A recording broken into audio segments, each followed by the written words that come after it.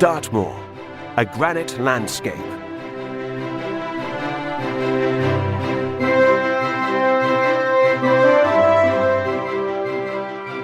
Dartmoor is an area of natural beauty in southwest England. It is a national park and a popular tourist location. It includes the largest area of granite in Britain, with over 625 square kilometres at the surface. Granite is igneous rock formed around 300 million years ago from magma slowly cooling below the surface of the Earth. The area consists of flat-topped moorland. It is higher than the surrounding land, with over 150 outcrops of rock called tors.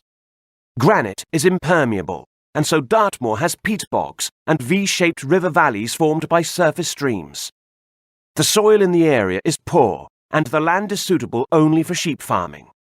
In the past, mining and quarrying were the main industries. Copper and tin were found in thin veins in the granite, and there were many mines. Granite blocks were also used as building material, but today the mines and quarries are closed, and tourism is the main industry in the area.